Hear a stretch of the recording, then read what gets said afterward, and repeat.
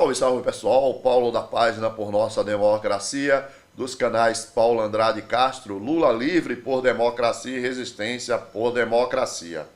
Olha o que nós temos em tela, Moro não era juiz, era um justiceiro.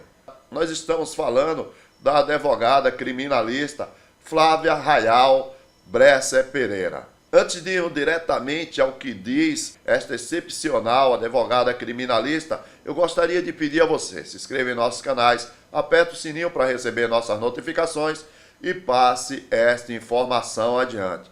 Vamos ver parte do currículo dessa criminalista para vocês entenderem a importância do que ela diz em um debate entre vários outros criminalistas. Bacharel em Direito, PUC São Paulo, mestre em Processo Penal, Faculdade de Direito da Universidade de São Paulo, professora da Escola da Fundação Getúlio Vargas de São Paulo, diretora fundadora do Innocence Project Brasil, do qual hoje é vice-presidente, foi diretora-presidente do Instituto de Defesa do Direito de Defesa, IDDD, ex-conselheira da Associação de Advogados de São Paulo, ex-diretora e ex-coordenadora da Comissão de Estudos sobre Crime na Internet da Associação Brasileira de Direitos de Informática e Telecomunicações, a ABDI, ex-coordenadora da Comissão de Prerrogativas da Ordem dos Advogados do Brasil.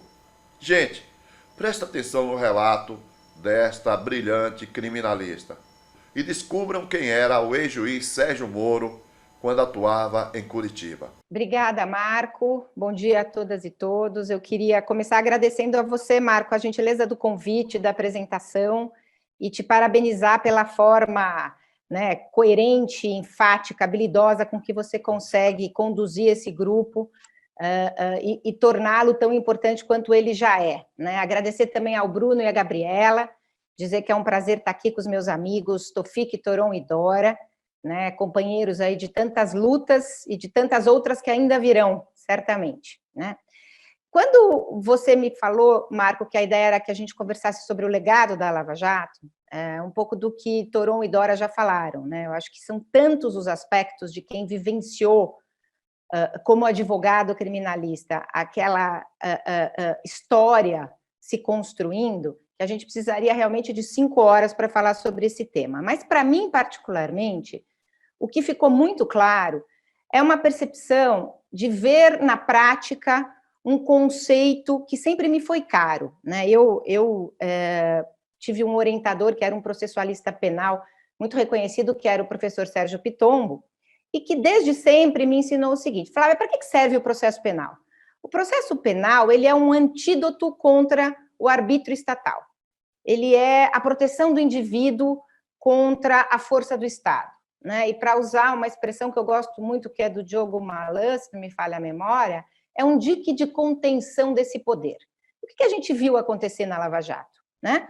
O desrespeito absoluto pelos direitos individuais e este arbítrio estatal sendo realizado com muita força e muita vontade. Então, você vê o esfacelamento do olhar do processo penal como um processo penal que é garantista, que é protetor, que é de respeito, né? Para que a força do Estado venha, uma força do Estado que representava o desejo daqueles que se colocavam naquele momento como seus representantes, né? E aí, para usar uma expressão que já foi usada pela Dora, acho que pelo Toron, a gente viveu um momento, né, de uma legitimação da atividade investigatória a qualquer custo. Então, era os fins justificando os meios. Ou como eu e Dora temos visto muito nos casos de erro judiciário do Innocence Project, uma construção que é qualificada como visão de túnel. Portanto, eles tinham os objetivos deles, eles estabeleciam que era aquele objetivo a perquirir, e o processo era só uma formalização meio que fictícia, né, que deveria acontecer pelas leis do Brasil, mas o resultado já estava pré-estabelecido antes do jogo começar. Então, como advogado, foi muito angustiante perceber que o que se pretendia da defesa era uma atuação ali que não ia fazer nenhuma diferença na prática, por melhores, mais fortes e mais combativos que fossem os seus representantes, né? Era só assim, a necessidade de ter alguém que falasse pela defesa, mas uma defesa que não era ouvida. E isso ficou muito claro desde o início 1 dessa Operação Lava Jato, né? Desde o momento em que se percebeu que o magistrado que começou a conduzir a Lava Jato, e que depois gerou ali exemplo, o Brasil afora, era um magistrado que se colocava não como julgador, mas como justiceiro, né? Isso era muito perceptível, porque a defesa se via num papel totalmente desequilibrado, numa força em que jogavam juntos Ministério Público e Poder Judiciário, né? Então, não havia nenhum equilíbrio de força, não havia nenhum respeito à paridade, havia simplesmente uma máquina, um trator que passava por cima dos direitos individuais e do exercício do direito de defesa para chegar naquele resultado que já estava colocado no final do túnel, né? Então, esta é uma herança, inclusive, quando a gente fala de herança, eu penso muito que não só o que a gente vive hoje em termos de Brasil é um fruto, né, como disse o ministro Gilmar Mendes, o bolsonarismo teve como pai e mãe a Lava Jato, é isso que o Toron falou com muita propriedade, e você também, Marco, mas, para além disso, é esse momento de intolerância que a gente está vivendo há tantos anos. Um momento em que você sente muito essa dicotomia de olhares e que parece que você não chega num lugar comum. Então, para nós, advogados de defesa, a percepção que nós tínhamos naquele momento é o seguinte: o Brasil está lutando, chefiado, capitaneado pelo Sérgio Moro e pela Força Tarefa, contra a corrupção sistêmica, e vocês, advogados, são a favor desta corrupção que a gente precisa combater, que é a origem de todos os males do Brasil. Portanto, nenhuma voz era dada à defesa, como bem disse o Toron, sequer espaço na imprensa a gente tinha para poder fazer o contraponto, porque não tinha nenhum interesse que fundamentasse esse espaço e essa voz que a gente precisava ter, né? Então, eram inúmeras as demonstrações de que a gente não tinha um juiz, que a gente não tinha o exercício do Poder Judiciário acontecendo, né? A gente tinha, então, um magistrado que claramente fazia as coisas coordenadas com o Ministério Público, o que depois ficou comprovadas em tantas mensagens que foram divulgadas, né?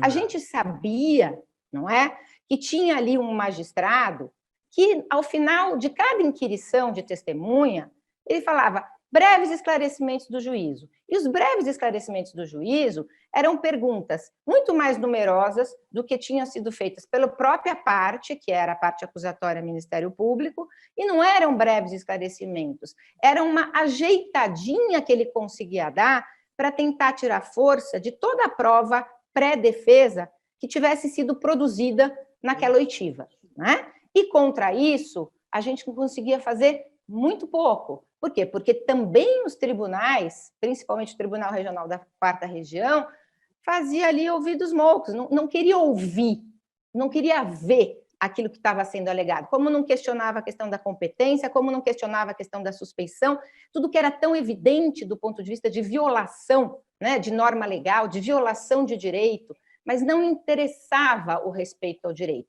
interessava a força daquele poder estatal para se atingir um objetivo que estava pré-disposto e pré-colocado antes mesmo das investigações começarem.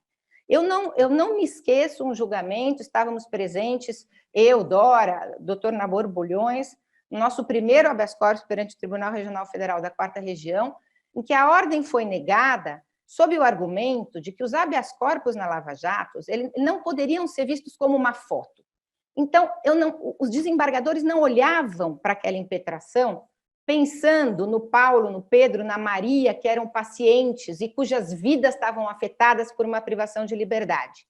Eles olhavam, segundo palavras do próprio tribunal, como um filme. Então, eles precisavam pegar toda a história da Lava Jato e colocar sob julgamento para ver se era o caso de conceder aquela ordem. Portanto, eles olhavam a chamada corrupção sistêmica e diziam: eu posso libertar a corrupção sistêmica? Não, não posso. Vou mantê-la presa. E nisso mantinha-se a prisão daquelas pessoas físicas, daquelas pessoas que tinham que ser vistas como direitos de sujeitos e não eram, não é? E essa foi a nossa percepção, uma percepção de gritar e não ter eco, uma percepção de que já havia um ritual todo pré-estabelecido e construído, que era muito difícil de vencer, porque as pessoas não queriam olhar para aquilo, não queriam ouvir aquilo que nós dizíamos. Só havia eco a fala da acusação, replicada pelo juiz herói, não é? Neste combate e nesta percepção equivocada do papel do judiciário. Eu sempre digo, repito, Tofik e eu já estivemos juntos algumas vezes, mas eu sempre falo, talvez a pior parte deste legado, de tudo que nós estamos falando, seja esse ativismo judicial que nos levou a percorrer um caminho tão difícil em termos de justiça criminal. Eu, como os meus antecessores, tenho muitos outros pontos, mas vou parar por aqui para que a gente possa ter espaço para o debate. Muito obrigada.